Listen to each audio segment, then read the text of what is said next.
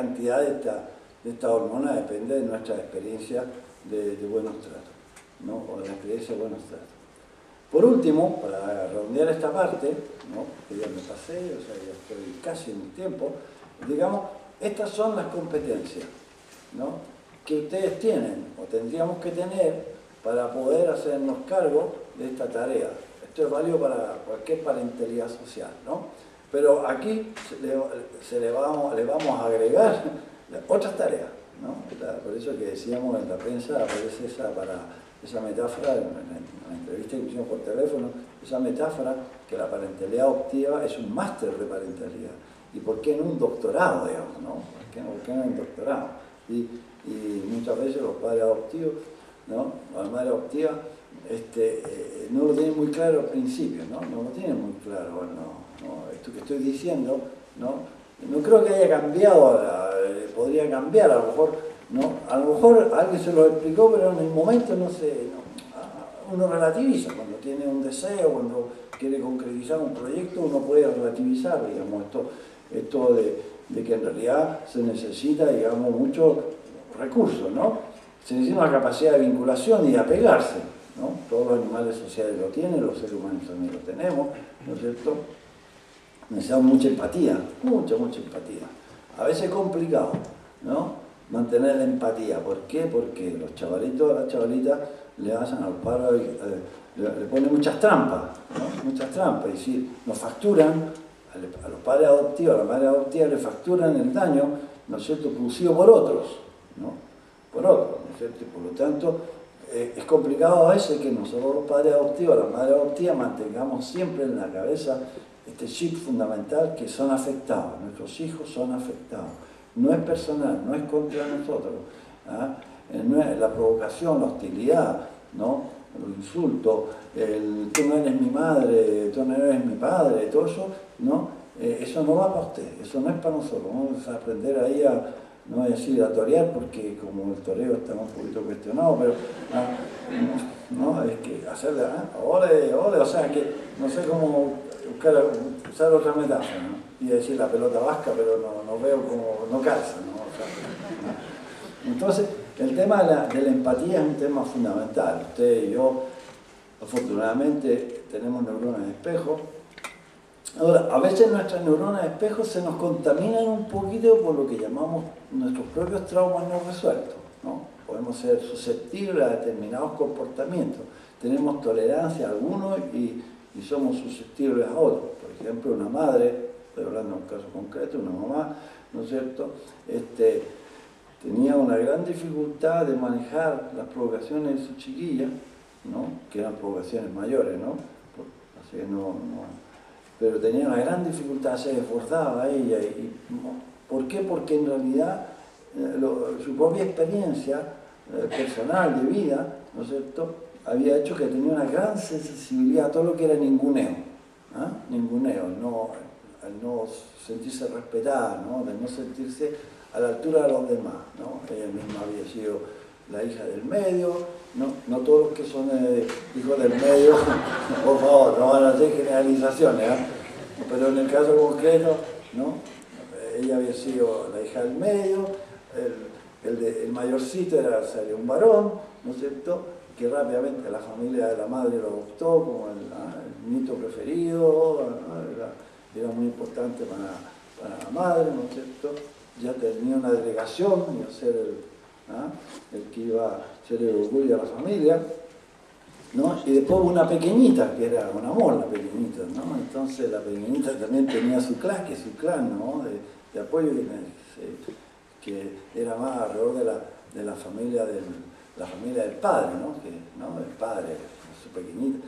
Y ella, la del medio, ¿no?, se quedó ahí un poquito colgada. Entonces, ¿no?, esta idea del ninguneo, ¿no?, para ella era una experiencia muy dolorosa, y claro, y un niño o una niña adoptada, digamos, con una experiencia como la que estamos hablando, ¿no?, tiene dos características. Una, tiene una capacidad de usted ya se dio cuenta, claro, los que son padres y madres adoptivas, que los niños adoptados con trauma temprano tienen una capacidad impresionante de leerle vuestra mente, ¿ah?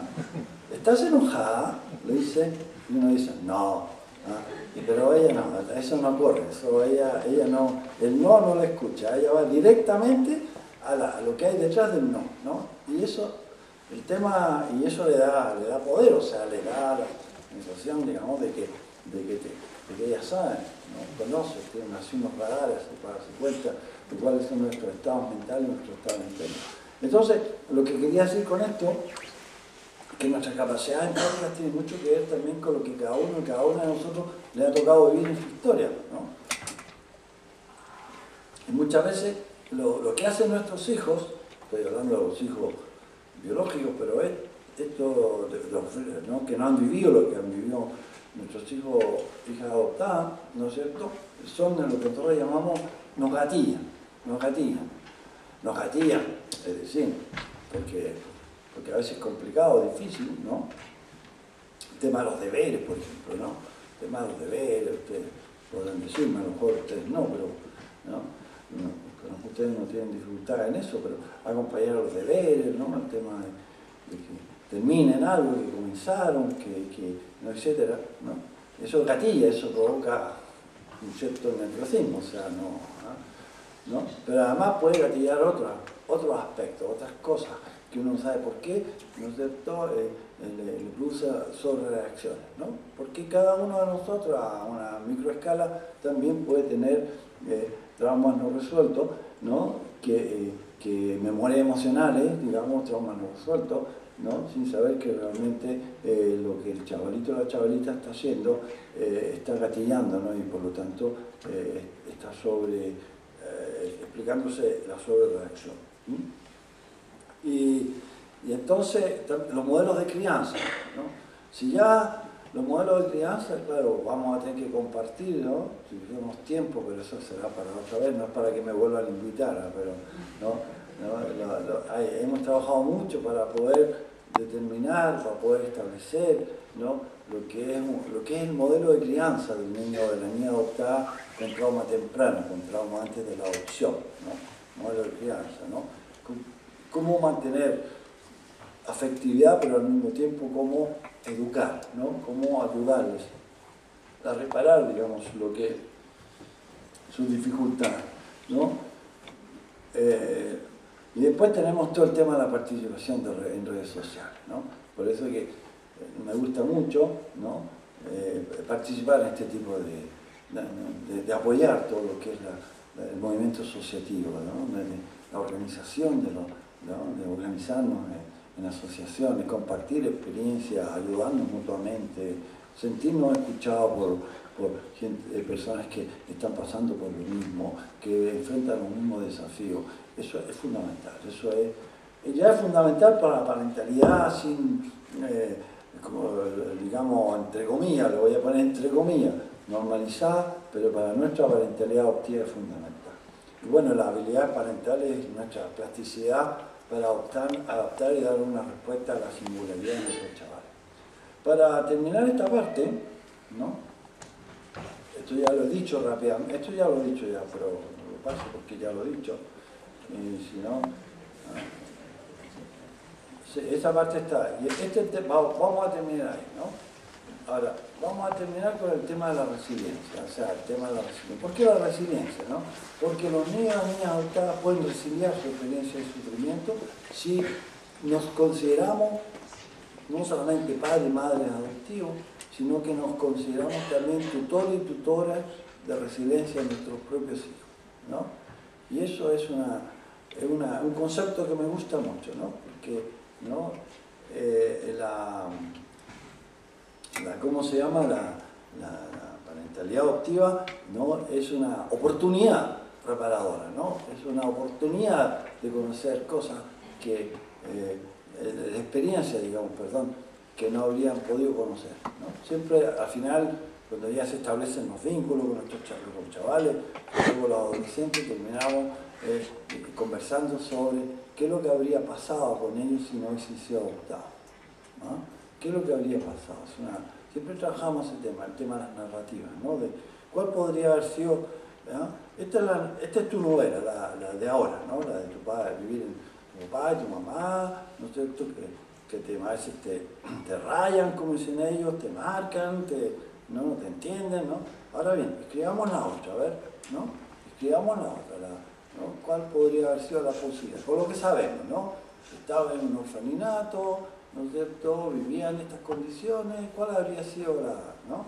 Y entonces, eso es interesante, ¿no es cierto? Porque eso permite, digamos, tomar conciencia y llevar a un niño a conciencia que ustedes han sido, que los padres adoptivos, que la adopción es o está siendo, digamos, les ha dado una oportunidad, ¿no?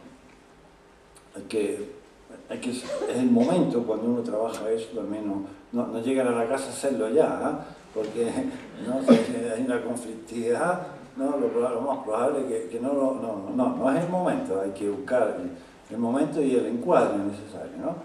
Y también ustedes tienen que considerarse resilientes, ¿no? Es decir, ¿no? Pueden resiliar las dificultades, ¿no es cierto? ¿No? Yo creo que la dificultad de un discurso como el de nosotros, ¿no?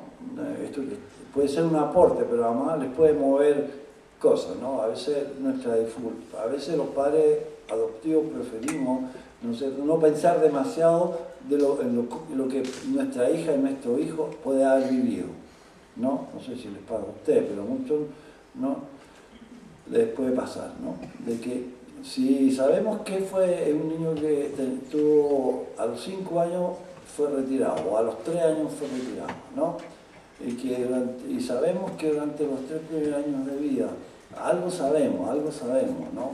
Algo de que fue, digamos, vivió en la calle, o vivió con malas condiciones de vida en India, o qué sé yo, en América Latina, ¿no? Qué sé yo, ¿no es cierto?, en los países de la antigua Unión Soviética, etc., ¿no es cierto?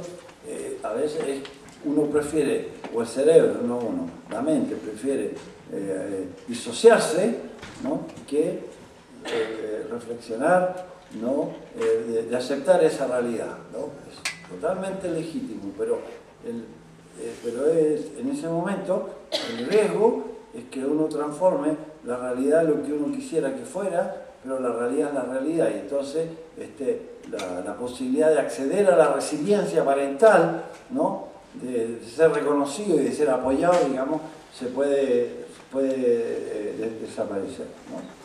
Entonces, claro, los tutores, cuando uno asume esto de tutores de resiliencia, con eso no les enseño nada, es comprender a los niños desde un enfoque biográfico, desde un enfoque de una historia de vida, no de un enfoque patográfico, no de un enfoque patográfico, ¿no? Es decir, no son enfermos, no son hijos de repente me puedo imaginar, yo puedo entender perfectamente, ¿no?, cuando de repente una mamá o un papá ya no pueden más, ya y empiezan a pensar en la genética, ¿no? ¿Ya? En la genética, y empiezan a pensar que a lo mejor, ¿no es cierto?, este niño, esta niña tiene todos estos problemas, ¿no?, por la genética, ¿no? Porque a lo mejor, ¿no?, tiene la genética de su padre o de su madre biológica, ¿no? Esos son pequeñas desviaciones, esos son momentos de crisis, etcétera, etcétera. Pero lo que es doloroso es cuando profesionales piensan de esa manera, ¿no? Y además se lo dicen a los padres adoptivos, ¿no? Y meten cizaña adentro, ¿no? Y ponen diagnóstico, y dicen bipolar, o dicen trastorno límite de la personalidad, o dicen trastorno de déficit atencional, TDAH, ¿no?, etcétera, etcétera. Ustedes tienen el derecho, digamos, de pararle los pies a esta gente, ¿no? No puede ser, ¿no? No puede ser, ¿no? Porque lo quisiera ver a esta gente, digamos, sobreviviendo a experiencias tan extremas como la que han vivido vuestros hijos y vuestras hijas, ¿no? Ese es un tema muy importante. Yo creo que, ¿no?, la resiliencia parte de la resiliencia parental. Ustedes como tutores de resiliencia, eso es una actitud que hay que conservar, por lo tanto el movimiento asociativo nos ayuda, ¿no? El tema de la vinculación es fundamental, ¿no? La perseverancia, la paciencia, la afectividad, etc. Ayudar a tomar a los niños conciencia de las causas, de las consecuencias, de por qué son como son, también es importante. Para eso a veces necesitan ayuda de un tercero, una ayuda profesional, porque usted a veces nosotros como padres, madres de biología, estamos demasiado implicados, ¿no? A veces necesitamos personas que nos ayuden, a que los niños tomen conciencia de que usted no solo es responsable de su sufrimiento, ¿no? Después todo lo que es apoyo social, apoyo educativo, ¿no? Todo lo que son modelos terapéuticos adecuados, el apoyo terapéutico, ¿no? El apoyo terapéutico, la psicología en general, la psicoterapia infantil está en deuda con el niño traumatizado, ¿no?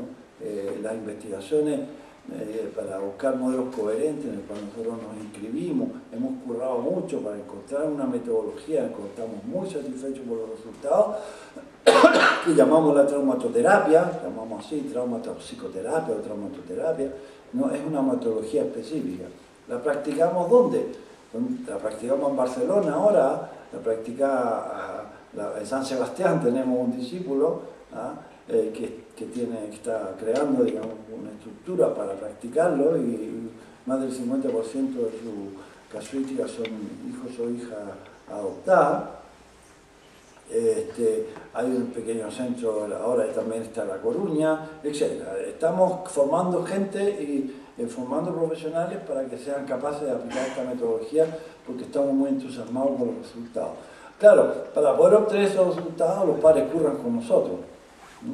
Curran con nosotros, es decir, si la niña adoptada tiene que venir toda la semana durante un año y medio, ¿no? Para currar y trabajar, ¿no? Sus dificultades y sus problemas, el padre o la madre adoptiva tienen que venir cada 15 días o cada semana, ¿no es cierto?, para poder ser acompañados, para poder trabajar sus propias dificultades frente a los desafíos que plantea sus hijos y sus hijas.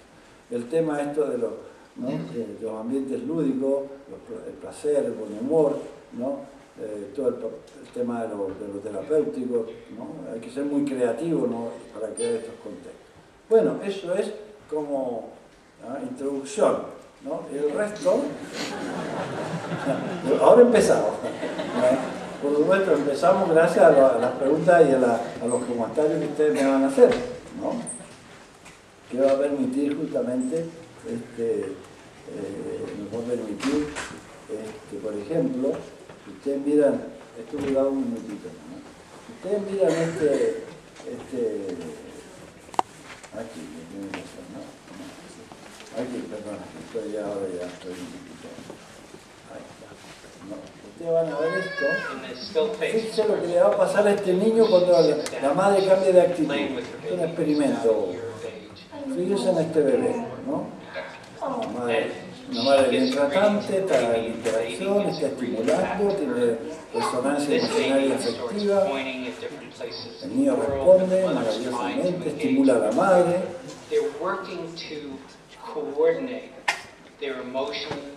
Hay una resonancia emocional compartida.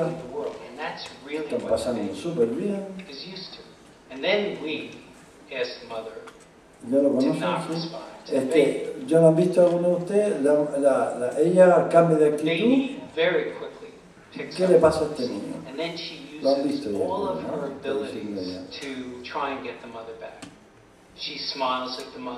¿Qué le pasa al niño?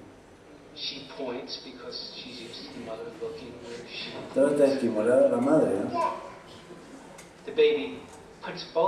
Rápidamente empieza a desesperarse, ¿no? A desorganizarse. Trata de estimular a la madre, pero ella se empieza a desesperar. Trata de estimularla, ¿no? De hacer algo para que se movilice, ¿no?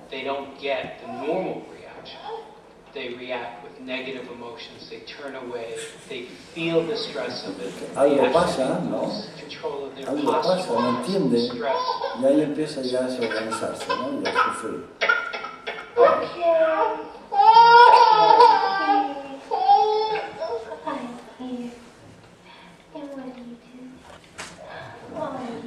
Sabía que ya, eso es. ¿Se fijan la importancia de las interacciones precoces, la calidad de las interacciones? Que aquí hay un experimento, ¿no? Es decir, hay una interrupción del contexto relacional, ¿no? La madre se deprime, entre comillas, artificialmente, o lo abandona afectivamente, y el niño se descompensa, ¿no? Y se recupera rápidamente. ¿Por qué? Porque se restablece rápidamente la relación, ¿no?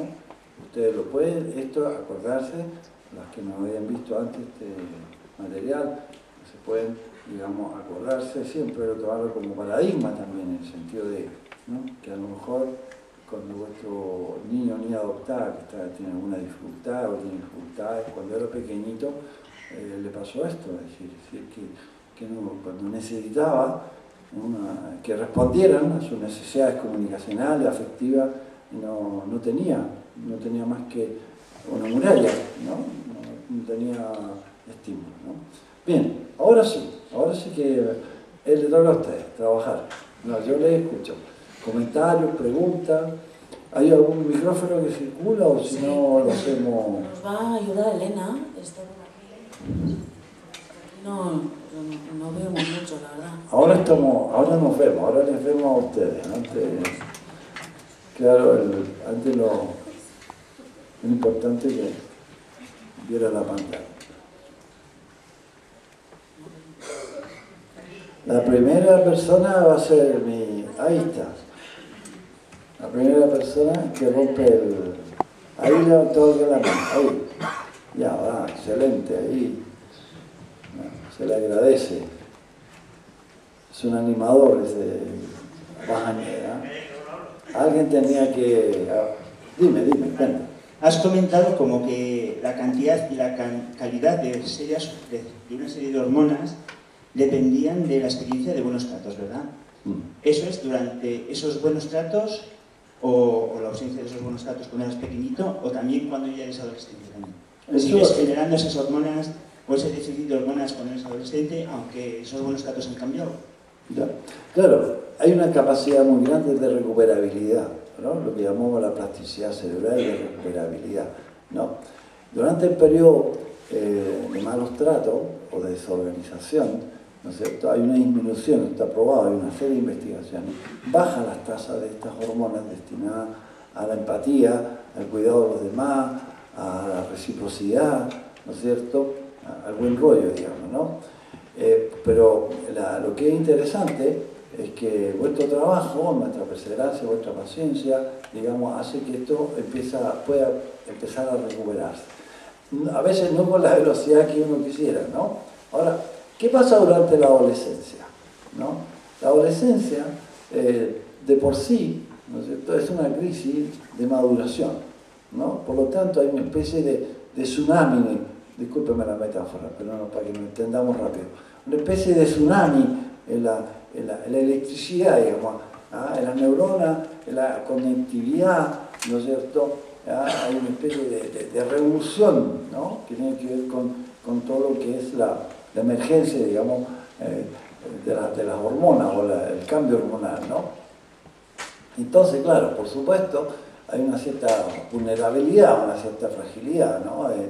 Porque además los chavales o las chavalitas, por mucho que ustedes hayan hecho un buen trabajo, a veces no hay que hacer generalizaciones, porque, ¿no?, también tenemos que dedicarnos a estudiar y a reflexionar sobre las adopciones, ¿no?, en el cual, digamos,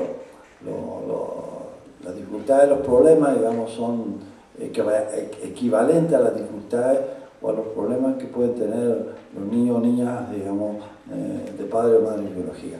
Pero lo que quiero decir es que durante la adolescencia, si no hemos podido recuperar a estos chavalitos, porque depende mucho de la intensidad del daño, no han podido recuperar su producción, por ejemplo la serotonina, ¿no? ¿Sabe? La serotonina tiene mucho que ver con el estado de ánimo, ¿no? La serotonina se produce, digamos, fundamentalmente para tener buen rollo, para tener optimismo, para ver las cosas de una manera positiva, ¿no? Y claro, si tú durante tu infancia temprana has vivido experiencias extremas, experiencias límites, por supuesto, ¿no es cierto?, las neuronas que producen serotonina, las redes neuronales se desorganizan y puede también que se atrofien, se pierden alguna parte del tejido neuronal. Por lo tanto, producen menos serotonina digamos, que un niño que ha sido siempre bien estimulado y que no, incluso menos. En la adolescencia, por lo que significa la adolescencia, por las preguntas que trae la adolescencia, ¿no? Que tienen que ver más con la relación, no solamente con las relaciones familiares, sino quién soy yo en la manada, ¿no? ¿Quién soy yo en la manada? ¿Quién soy yo como sujeto de querible o no querible para los amigos y para la persona del sexo opuesto o del mismo sexo, porque aquí no tenemos, ¿no? Somos tolerantes, ¿no es cierto?, sobre las preferencias sexuales. Por lo tanto, espero, entonces, todas esas preguntas son preguntas, digamos, importantes. Se necesita un poquito más de serotonina para poder enfrentar a todos esos desafíos, digamos, que implica la pubertad y la adolescencia, ¿no? ¿Ya? Soy feo, soy bonito, soy guapo, no soy guapo, soy atractiva, no soy atractiva, el pelo me queda bien, el pelo me queda mal, ¿no? Todas esas preguntas que todos los adolescentes tienen el derecho a hacerse en ese periodo de transición a la vida adulta, ¿no es cierto?, necesitan más serotonina. Pero muchas veces estos chavalitos no han alcanzado todavía el nivel, porque la han tenido que utilizar masivamente para poder sobrevivir. No sé si me entienden, ¿no? Y entonces, por supuesto, requieren más estimulación, requieren más apoyo, requieren más acompañamiento, ¿no? Y de repente, ¿no?, requieren un inhibidor de la recaptación de la serotonina, ¿no?, que es lo que prescribimos los buenos psiquiatras, ¿no? ¿Por qué? Porque esos inhibidores de la recaptación de la serotonina son moléculas que ponen un freno, un tapón, para que la serotonina natural no se degrade, ¿no? No se vaya discúlpame la metáfora, me paso yo, ¿no? Es que para que no se vaya por la cadena, por el water, ¿no? Como podemos tirar la cadena, ¿no? Uno tapa eso y la serotonina sigue activa, ¿no? Y no se degrada, y lo que permite, por eso a veces medicamos a los chavalitos durante la adolescencia, ¿no?, con antecedentes o con dificultades de ese tipo, ¿no?, para, digamos, ayudarles a tener más recursos para hacer frente al desafío de la adolescencia. No sé si te contesté tu pregunta, pero me dio la oportunidad para hablar de este tema. No sé si va por ahí tu inquietud, ¿sí? Vale, uy, por suerte. Si no, otra vez.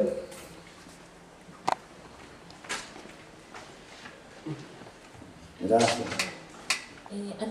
Has hablado del uso de los adolescentes a veces de los porros y estas sustancias un poco pues como estrategia, y cuando las chicas, sobre todo adolescentes, recurren al sexo, y eso nos da mucho miedo a todos, a los padres, profesionales, a todo el mundo, todos nos desestabilizamos con ese tema. ¿Qué podrías decir? Bueno, también, o sea, el control pulsional o el autocontrol, ¿no es cierto?, es producto, primero que nada, por supuesto, de las posibilidades, ¿no?, de la oportunidad que han tenido los niños desde que nacen, ¿no? Entra dentro de lo que es el autocontrol, ¿no?, esta armonía, esta integración, ¿no?, entre las partes, que es producto del cariño, de la estimulación, ¿no? Por lo tanto, la chiquilla con trauma temprano, que además se llama, trauma temprano también se llama, usted lo va a encontrar en la literatura como trauma complejo, o psicotrauma complejo, o también como psicotrauma acumulativo, ¿no? Son las terminologías actuales, ¿no? Psicotrauma complejo, psicotrauma acumulativo, ¿no? Psicotrauma temprano, cuando ha comenzado desde la vida intrauterina y los primeros años de nacimiento. Entonces hay una falta de modulación, ¿no? La pulsión sexual, que está en el lóbulo, en el cerebro emocional, ¿no?, el cerebro pulsional, el cerebro emocional, el sistema límbico, ¿no?, modulador, ¿no?, ahí se producen estas emociones, entonces está mal organizado, o sea, está mal, ¿no? Digamos, está mal organizado, y al mismo tiempo, como el lóbulo prefrontal está mal organizado, entonces hay un pasaje al acto, ¿no? Pasaje al acto, ¿no? Voy a quedarme ahí porque ya voy a empezar con mi discurso a decir que el modelo neoliberal y la cultura neoliberal, ¿no es cierto?, atrofia el lóbulo prefrontal a los chavales, ¿no? Porque le induce una educación desde muy temprano que él tiene, lo que desea lo tiene que tener, porque, ¿saben? Si no, el sistema económico se va al carajo, ¿no? Porque necesita que la gente consuma, ¿no? Y que se crean necesidades y deseos. Bueno, eso, permítanmelo, ya lo cierro, ¿no? Bueno, la niña con trauma temprano tiene una desorganización del prefrontal. Por lo tanto, ¿no? Cuando tiene ganas o cuando no tiene esa capacidad, esos recursos, ¿no? Aunque la mamá le diga, la mamá le tiene que prestar el prefrontal, porque el padre le tiene que prestar el prefrontal, por eso, ¿no? Necesitan una mayor intensidad, ¿no? Necesitan un ejercicio de una autoridad con mucho más ternura, con más dedicación, ¿no? No hacen trabajar el doble estos chavales, ¿no? Estas chavalitas. Pero existe otro tipo de dificultad para entendernos, ¿no? Que es que la sexualización, la erotización es ansiolítica y antidepresiva, ¿no? Es decir, lo que llamamos la sexualización traumática, quiere decir la búsqueda, o la sexuación traumática, es la búsqueda compulsiva de una experiencia, ¿no es cierto?, que le da la ilusión de que la experiencia la va a desahogar, ¿no? Por eso me gusta que tú hagas el acercamiento entre la utilización del porro y la promiscuidad sexual, ¿no? Porque de alguna manera, digamos, ese estado de dolor, de sufrimiento, de depresividad, de ansiedad, de angustia, ¿no? Que afortunadamente me imagino que la mayoría de aquí presentes no lo han vivido con la intensidad que lo han podido vivir estas chavalitas, nuestros hijos, nuestras hijas, adoptadas, ¿no? Debe ser tan complicado manejar eso que, bueno, que el tema del momento de la experiencia orgásmica o de estar ahí excitada con el otro, digamos, ¿no? La desconecta, no sé si me entienden lo que les quiero decir, ¿no? Y eso también tiene que ver con toda la investigación que las neurociencias nos han entregado, ¿no? Es decir, que existe ese riesgo, ¿no? No necesariamente porque han sido abusadas sexualmente, también hay casos de chiquititas que han estado en la calle, ¿no? Que han conocido además, ¿no? Una sexualización traumática por violación, por abuso, etcétera, etcétera. ¿Qué otra intervención? No me tengan miedo que yo aprovecho. Pues yo misma voy a hacer una pregunta. Vale, mejor sí. Hola, te quería preguntar, porque has dicho antes que el cerebro se recupera siempre, ¿no?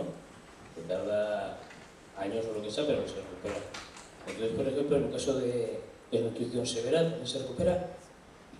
No te entendí bien, pero parece que no escuché bien. Lo que antes has dicho que el cerebro se recupera siempre. Que tarda X tiempo, o más o menos, o depende de cada caso, ¿no? Quería saber si también el cerebro, cuando se tiene una desnutrición severa, también se puede recuperar. Perdona que no te vea la desnutrición.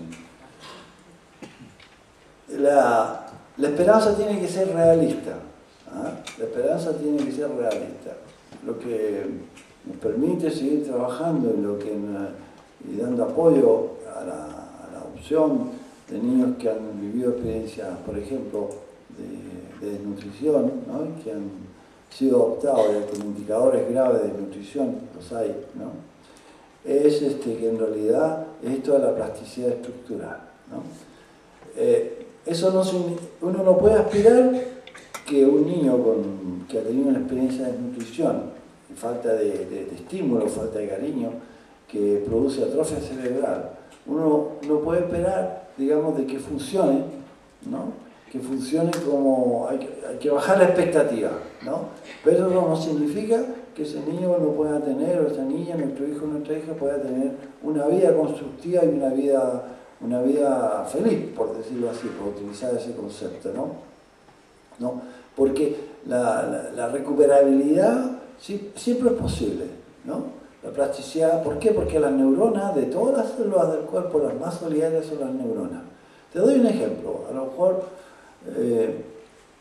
te clarifico, te enredo más, pero el ejemplo, digamos, del daño cerebral por un accidente de coche, ¿no? Tiene un accidente de coche, tiene una fractura craneana, tienes pérdida de masa encefálica y como cuando te despiertas del coma has perdido la movilidad de la mitad de tu cuerpo, ¿no? Resulta que el amigo, el pariente, ¿no es cierto?, 1 año o 2 años después ves que al que habías visto paralizado y con el que había perdido la capacidad de hablar, ¿no es cierto?, 1 año o 2 años después está caminando y comunica a través de la palabra. Habla de una forma rarita y no camina como caminaba antes, ¿no? Ha recuperado, a pesar de que había perdido 1/3 de la masa encefálica, ¿no? Eso, pero para que haya recuperado, durante 2 añitos ha tenido que currar, ¿ah? Ha tenido los profesionales que han permitido lo que llamó la rehabilitación o la neurorehabilitación, ¿no? Ha tenido la estimulación necesaria para despertar redes neuronales o neuronas que estaban en reserva o para poder reciclar redes neuronales que eran especialistas, por ejemplo, por decir algo, en el olfato, ¿no? Y que de repente tienen que especializarse sin perder su función, que tienen que ir con el olfato, tienen que aprender a funcionar también como neuronas motoras cuando sea necesario. Eso el cerebro lo puede hacer, es lo que llamamos la plasticidad estructural, hasta un determinado límite, ¿no? Por supuesto. No se puede pedir pera al olmo, como decimos nosotros, ustedes también creo, ¿no? Los sudacas usamos eso, no se puede pedir pera al olmo, pero en este modelo uno siempre puede esperar que el olmo te dé las peritas, ¿no? No son peras, ¿no? Son peritas, digamos. Entonces, ¿y de qué depende? Depende del acompañamiento, depende del, ¿no? Y en eso yo tengo experiencias que son poéticas, como digo yo, ¿eh? Que entonces, yo tengo unos chavalitos unas chavalitas que tenían un antecedente de una desnutrición severa, de marasmo, como se dice, ¿no? Un añito, digamos, una talla y peso, digamos, ¿no? Eran sobrevivientes, digamos, y además, digamos, que con un retardo psicomotor, un atraso psicomotor impresionante, ¿no? Y lo conocimos cuando tenía 3 añitos, con padres adoptivos, maravillosos, currantes, ¿no? Y claro, hicimos una piña, ¿no? Y el día el chavalito tiene 7 añitos, ¿no es cierto? Y viene todavía semanalmente, o cada 15 días, y ahora no, ahora el chavalito conversa, habla, es espectacular. Claro, por supuesto, cuando le toca hacer los deberes de matemática, oiga, lo tiene complicado, ¿no? Él y su papá, hasta que lo tienen complicado. Porque ustedes saben que la matemática, la aritmética implica una cierta abstracción, o sea, necesita, ¿no es cierto?, neuronas especializadas, ¿no es cierto?, y a lo mejor ya, ¿no?, va a tener, ¿no?, y a lo mejor va a ser un jardinero feliz el chavalito, ¿no?, o va a ser, qué sé yo, no, ya, pero no sé si me entiende, ¿ah? Hay una recuperabilidad, hay una, no, y eso es lo que es interesante. Lo que también nos obliga a nosotros, los padres adoptivos, cuando toma conciencia uno del daño que puede haber sufrido nuestro hijo, nuestra hija, antes de la adopción, nos obliga también a adaptar nuestras expectativas, digamos. Eso nos obliga, o sea, nos obliga, ¿no?, lo que esto me lo han dicho los padres adoptivos, o sea, ¿no?, decir, digamos, lo que me interesa es que mi hijo sea feliz, ¿no?, que tenga una vida saludable. Eso me lo han enseñado, no ha salido de aquí para allá, sino que ha salido de allá para acá, ¿no? La mayoría, cuando los padres adoptivos toman conciencia, ¿no es cierto?, de las dificultades reales de ser chiquillo, no es que no quieren, sino que no pueden, pero podrían un poquito más si se les estimula y se les sigue acompañando, digamos, siempre existe la esperanza de que lo van a pasar bien en la vida, ¿no? Lo van a pasar bien en la vida, ¿no? A pesar de que hoy día de repente el sensacionalismo mediático pone el acento en el 7% de niños adoptados en Cataluña que fueron devueltos a los sistemas de protección, no hablan del 93% o el 90% de los niños que cueste lo que cueste, los padres adoptivos y las madres adoptivas siguen currando, ¿no? Ahí para eso no vende lo otro, ¿no? Vende ¿no? Y bueno, todas esas cosas, la singularidad de vuestra parentalidad hace que algunas veces, digamos, el sistema social también ¿no? pueda recuperarlo, no necesariamente con fines solidarios, ¿no? Por lo tanto, hay mucha esperanza de recuperar niños con trastorno, con experiencia de desnutrición severa, pero ¿no? el daño es el daño, ¿no? Se puede, es como la fractura, ¿no? Si tú te fracturas una pierna, espero que no, si vas a esquiar, espero que no te fractures la pierna, pero si tú te fracturas un hueso, la tibia, el peroné, ¿no es cierto? El fémur es más complicado aún. Lo más probable es que si te hacen un buen tratamiento, ¿no? Eso se va a curar, pero no se va a sanar, ¿no? Es decir, ¿no? Cada vez que ya no vas a poder hacer lo mismo que hacías antes, vas a tener que tener cuidado, vas a tener un límite. Cuando la temperatura baja, va a doler un poquito la cicatriz, ¿me entiendes? ¿No? Pero bueno, con un fémur, digamos, soldado, ¿no? Con un buen acompañamiento, tú puedes hacer muchas cosas, ¿no? Y incluso seguir esquiando, digo, por decir algo, ¿no? Aprovechenme, mire que... Si no están de acuerdo, me lo pueden decir, yo soy tolerante a la discrepancia. Usted habló de TDAH. Tengo experiencia con una hija que tiene TDAH, déficit de atención y la adopté a los 5 años. Empezó a medicamentarse, ha mejorado.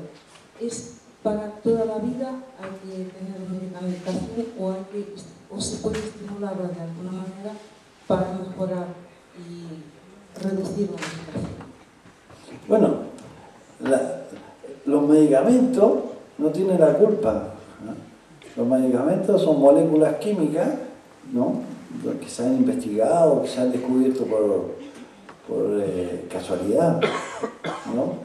El origen de todos los medicamentos que se usan para el TDAH es el Rubifem, el Concerta, no sé con qué está Estratera, que es lo que están usando ahora último, que estábamos usando, ¿no es cierto? El descubrimiento fue casual, ¿no? Porque empezaron como también fue el uso de la anfetamina y después el triptofanil para controlar la enuresis, digamos, ¿no? O sea, y fue terriblemente empírico. También se dio cuenta que la anfetamina, dosis, ¿no? En vez de provocar, digamos, mayor excitabilidad en los niños, ¿no? Provocaba, digamos, una mayor capacidad para modularse, ¿no? Disminuir la excitabilidad y para fijar la atención. Y ahí comenzó la investigación de la molécula y llegamos a estas moléculas que seguramente tu hija está tomando, ¿no? Ahora, verdaderamente, el tema es que si tu hija tiene un TDAH, ¿no? es una manifestación de una experiencia traumática, ¿no? No es una enfermedad, ¿no? Y así como cuando a uno le duele la cabeza, uno tiene que tomar un analgésico, ¿no? Para poder, ¿no? Tengo derecho a que me den analgésico. También el niño tiene derecho a que para esa sintomatología, sobre todo, ¿no es cierto?, tome la medicación. Ahora, ¿es que la medicación es para la vida o no es para la vida? ¿No es cierto? Ese es el gran desafío, ¿no? Ese es el gran desafío. Cuando tú comienzas, ¿no? ¿Cómo lo puedes modular? ¿No?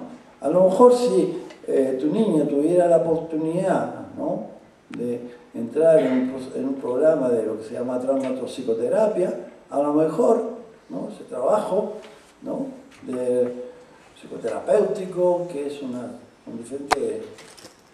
la integración de muchas corrientes, de muchas técnicas, puede ser que, ¿no?, vaya a medida que aumente o que se introduzca en el programa o que vamos a empezar a disminuir la dosis de medicación, ¿no? Ahora, si no hay programa, ¿no es cierto? Si no hay programa, a lo mejor, para que tenga una mejor adaptación en su vida familiar, una mejor adaptación a la escuela, no le vas a quitar tú esta medicación que sirve, digamos, de soporte, ¿no? Lo interesante para nosotros es saber, la gran crítica, ¿no? Es que se considere esto como una enfermedad, ¿no? Cuando no es una enfermedad, es un modelo adaptativo, ¿no es cierto?, a una situación concreta. Si todos los niños que viven experiencias traumáticas, o ustedes, que si tienen una experiencia traumática, que tanto adultos, que no se la deseo a nadie, ¿no es cierto?, una de las formas que tiene la mente de protegerse de la reviviscencia o del recuerdo es la modulación de la atención, ¿no? La modulación de la atención que va acompañado, ¿no?, de hiperactividad, ¿no? ¿no? Que es el estado de hiperalerta, ¿no?, para estar ahí, ¿no?, para protegerte de la posibilidad de que ¿no? Entonces, es un recurso del cerebro, no es una enfermedad, pero es un recurso mal adaptado, porque si bien es cierto, cuando el niño vivía en el contexto que le hacía daño, fue fundamental, ¿no es cierto?, esa disminución de la atención, ¿no? O sea, dificultad focalizar la atención, porque si prestaba atención en la amenaza real, digamos, en el desamparo que se encontraba, ¿no?, en el riesgo que se encontraba, ¿no?, pues perdía recursos. El cerebro es muy inteligente en eso, ¿no? Y lo mismo vale para la hiperactividad, digamos, pero resulta que si después, cuando es adoptado, trae esas redes, evidente, son reactivas, trae las redes estas, ¿no? Y por lo tanto, la medicación puede ser útil, digamos, para organizar. No se sabe todavía por qué, ¿no? Eso ya es no se sabe por qué.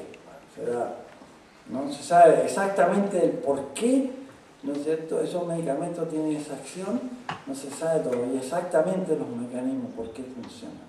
A diferencia de, por ejemplo, los inhibidores de la recaptación de la serotonina, se saben perfectamente por qué, como los neurolépticos, saben perfectamente por qué.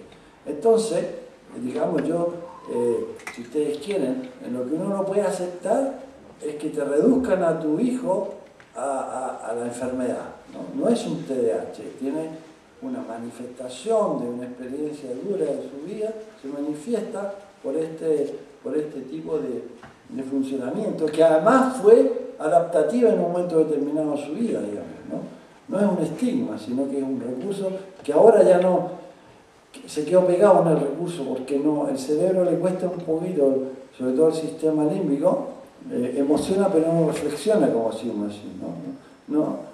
Le cuesta, digamos, integrar de que el contexto cambió, que no es el contexto de la inseguridad que vivió anteriormente. Ese es el otro gran desafío de la adopción, ¿no? De que el niño o la niña le cuesta aprender a ser bien tratado. Tiene que aprender a ser amado, tiene que aprender a confiar, ¿no? Antes, la desconfianza, como la hiperactividad o el déficit atencional, eran recursos de supervivencia.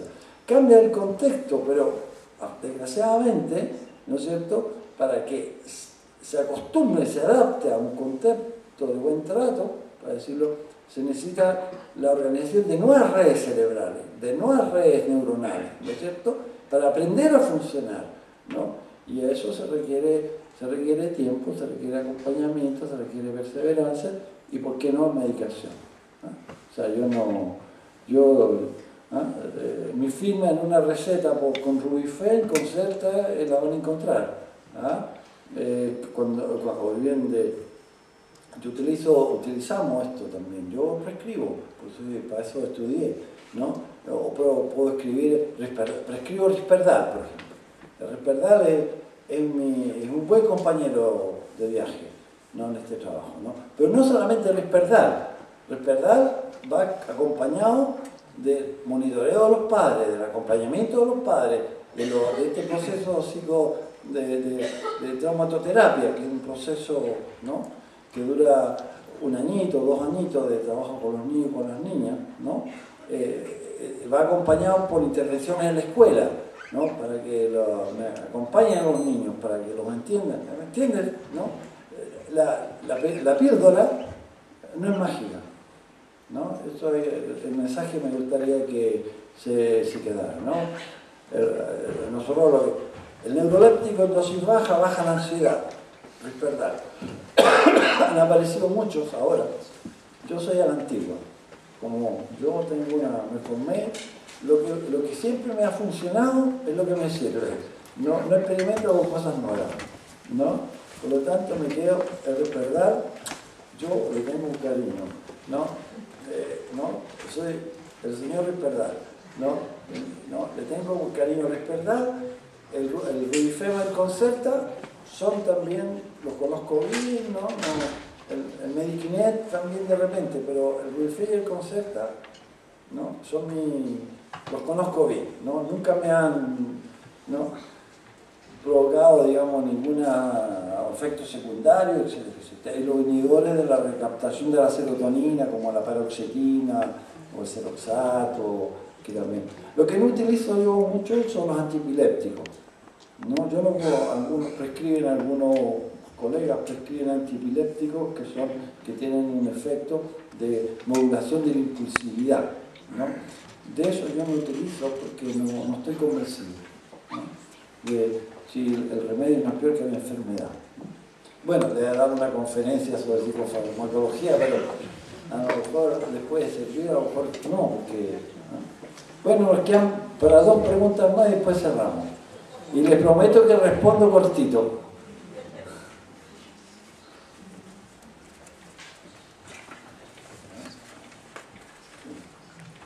Yo quería seguir un poco con el tema de los medicamentos, a ver si pueden provocar estos medicamentos tics, tartamudeos. ¿Es posible? Depende, ¿no? O sea, no te ayudo mucho con lo que yo digo, ¿no? Depende, digamos. ¿Por qué? Porque los tics y los tartamudeos, ¿no?, pueden ser producto de la hiperexcitabilidad, ¿no es cierto?, que puede emerger en un momento del desarrollo del niño o de la niña, ¿no? O sea, que la metáfora que quiero utilizar para tratar de explicarte es que las experiencias emocionales traumáticas se encapsulan, ¿no? Se encapsulan, como un absceso, ¿no? Pero hay experiencias de la vida cotidiana que las pinchan, ¿no?, el absceso. Desgraciadamente, si pudiéramos describir lo que llamamos los factores que gatillan la reviviscencia traumática, ¿no? Entonces, claro, puede ser un cambio de profesora, ¿no?, si va al cole, ¿no? Puede ser, digamos, que un cambio en la organización del curso y empiezan a haber acoso, ¿no?, de bullying, o sea, ¿no?, acoso escolar, porque también, ¿no?, a veces nuestros hijos tampoco se libran de esto, ¿no?, sus características, digamos, pueden ser, ¿no?, más propensas a que los tomen por ese lado, etc., ¿no? Entonces, eso le pincha y como manifestación de un estado de hiperexcitabilidad aparecen esos incontrolables, ¿no? Incontrolables. Ahora bien, se ha descrito que en el caso, por ejemplo, del Rubifem, ¿no?, estos medicamentos que se usan para el TDAH, Rubifem, ¿no?, o el Concerta, que son todos derivados del metilfenidato, metilfenidato, que parece un chaval como eso ya. Bien, provocan, ¿no?, tienen como efecto secundario, ¿no?, este tipo de TIC. A veces es difícil hacer un diagnóstico diferencial, a veces es difícil, ¿no? Por ejemplo, como lo que yo hago es que suspendo, ¿no?, que suspendo la medicación. Y si hay un cambio significativo en los TIC, ¿no?, hay que cambiar la medicación, hay que probar otra cosa, ¿no?, hacer lo que llamamos pruebas terapéuticas, ¿no?, porque nosotros no somos infalibles, ¿eh? O sea, quiero decir, no crean ustedes que a lo mejor ¿no? Los médicos hacemos mucho, sobre todo en el ámbito de la psiquiatría, somos el resultado lo da la prueba terapéutica, ¿no? Tú no lo sabes al principio. ¿Por qué? Evidentemente, porque la complejidad es tan grande, ¿no? Además una complejidad de una mente desorganizada, que tú no sabes realmente cuál va a ser el efecto que vas a dar con tu medicación. ¿Me entiendes lo que te quiero decir? ¿Ah? Por lo tanto, ¿no? Si yo a un chiquitito le prescribo o le han prescrito Rubifem y empezó a la semana después con algunos tics, tengo que hacer un diagnóstico diferencial. ¿Qué es lo que cambió en su contexto? Que puede explicar una mayor hiperexcitabilidad, ¿no? Que hace que tenga descarga eléctrica, ¿no? Que hay mayor estimulación o hiperestimulación, ¿no? Tengo que estudiarlo, o bien tengo que tener claro que no sea un efecto secundario de la medicación, porque esos medicamentos también provocan a veces mayor excitabilidad en determinadas regiones, ¿no? Entonces eso es lo que hay que hacer, ¿no? Otra, la última pregunta para que... Esta es la última, ¿no? Ahí está la última.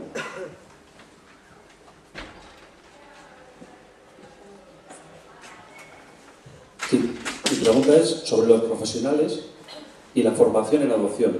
Si existe, no existe, o... Es decir, yo voy a un psicólogo, mi hijo, por ejemplo, entonces, si no ha tratado nunca adoptado, se tendrá que formar en un futuro. Un poco esa pregunta, no sé. Sí, hay un déficit importante, son la poca formación, no en adopción, diría, en psicotraumatología infantil, ¿no?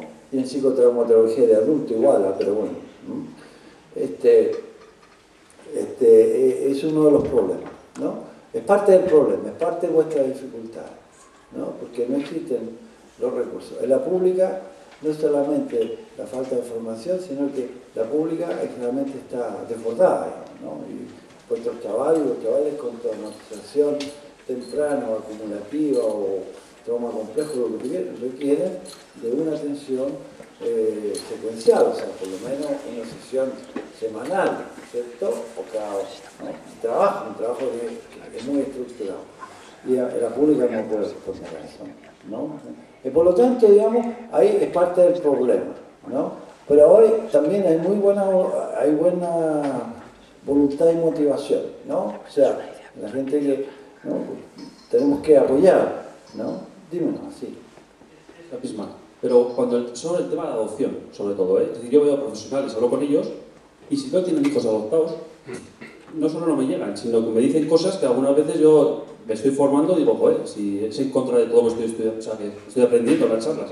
No, sí. Es un poco ese resumen, es decir, que algunas veces, algunos profesionales, parece que tienen información tóxica en vez de información correcta en la adopción. Cambia de profesional, rápidamente. No, no es profesional. No estoy ningún profesional ahora mismo, pero son gente que tiene responsabilidades. Puede ser un profesor, puede ser una orientadora, puede ser un psicólogo, puede ser un... Sí, aquí hay los tópicos y las creencias y, ¿no? Esto es un trabajo, ¿no? Ahora, claro, evidentemente, que, bueno, hay gente que tiene la plasticidad para aprender, para formarse, pero como decía mi abuelo, ¿no? El síndrome de estupidez humana existe, ¿no? Y la persona que cree lo que cree y que está convencido de que ¿no? Uno tiene que rápidamente ¿no? proteger a sus hijos, ¿no? O ese tipo porque puede ser muy peligroso ese tipo de comentarios, ¿no? Uno tiene que... Por eso de los movimientos asociativos, y eso le felicito, ¿no? Ahí está la asociación, digamos, de poder convocar tanta gente, ¿no es cierto? Porque el movimiento asociativo es fundamental, ¿no? Es fundamental, o sea que esto, ¿no? Nosotros somos una manada, ¿no? De gente buena, ¿no? Somos una buena manada y tenemos, digamos, esta tarea fundamental de ayudarnos mutuamente para hacer lo necesario con nuestras crías y apoyarnos mutuamente y también protegernos un poquitito de esto que llamamos el síndrome de estupidez social, ¿no? Que afortunadamente no es generalizado, pero que existe. En las mejores familias incluso puede existir, ¿no? Muchas gracias por la atención prestada, como se dice, ¿no? Y ha sido un placer de poder compartir con usted.